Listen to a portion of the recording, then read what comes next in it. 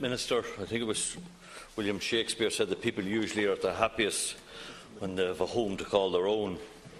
Unfortunately, I think there's a generation of young people who had that aspiration who may not have that opportunity, and I think that aspiration to own one's home and to have security of tenancy, if you can't purchase, but to have tenancy of a local authority house, is part of our psyche and embedded in our genes by the history of our ancestors in this country.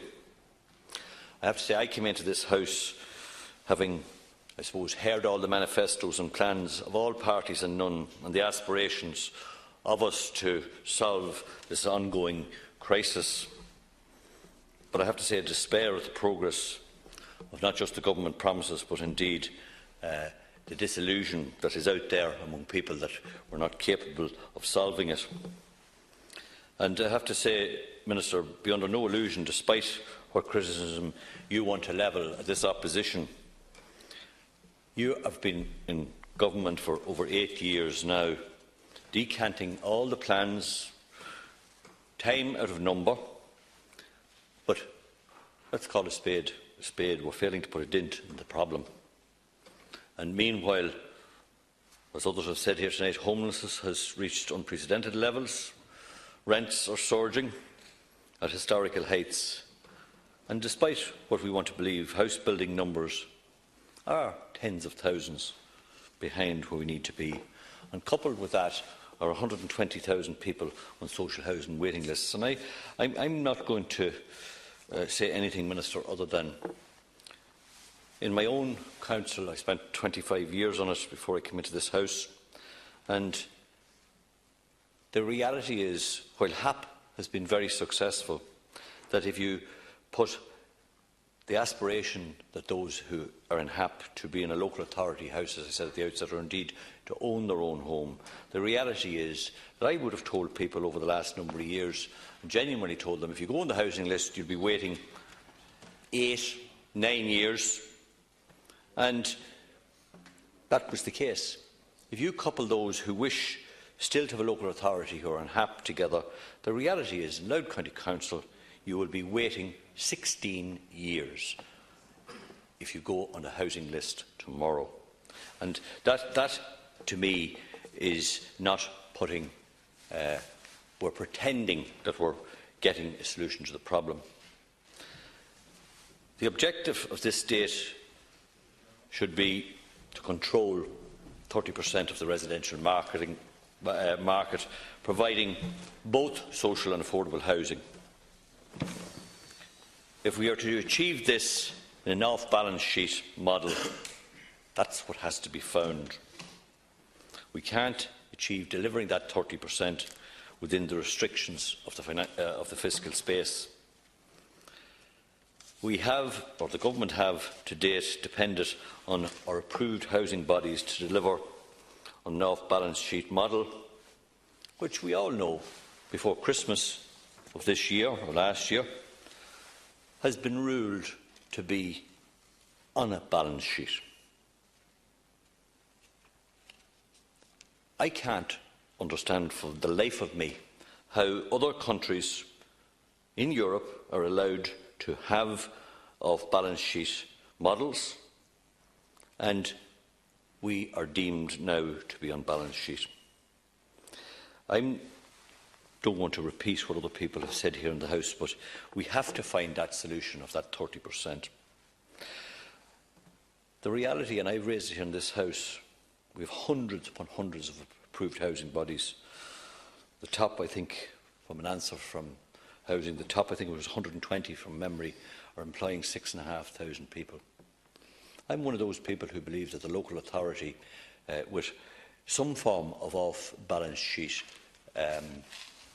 if you like, separate unit, and I argued this at the time when local authorities were in crisis, that what was to stop a number of members of the local authority through the housing section of actually setting up their own unit to balance off to borrow off balance sheet. But nothing was done about it. But the reality is this, that if you look at the French model, that's what's happening, where the municipal body is capable of setting up a unit and borrowing off balance sheet. I want to further say that in that simplistic way, we've spent, the credit unions, for example, have spent, certainly since I came into this House, I met them from a very early stage, and we met them as a party, and I'm sure other parties have, where they have a capacity to build 3,500 public houses, and yet we have done absolutely nothing about it. We have a complete failure in what I and a fellow councillor, going back as far as 1991, met the Minister for Local Government and told him how to solve the vacant dwelling housing. That was a minister of my own. I have no difficulty in saying that. Anybody in local authority who was looking at this could see it coming down the road. Anybody who was in the health board, in the old health board regimes, could see that there was an incapacity to be able to continue paying payments at that time from the health board of millions upon millions of pounds in rent capacity. I'll conclude, Minister, by saying that most of the schemes that have been announced have been a failure. The Rebuilding Ireland Home Loan in my own county, we're lauding it as a great model. The reality is this, that 2 out of every 3 people who apply for that are applying under an illusion that they may get it. So every 3 people who apply, 2 people are being refused it.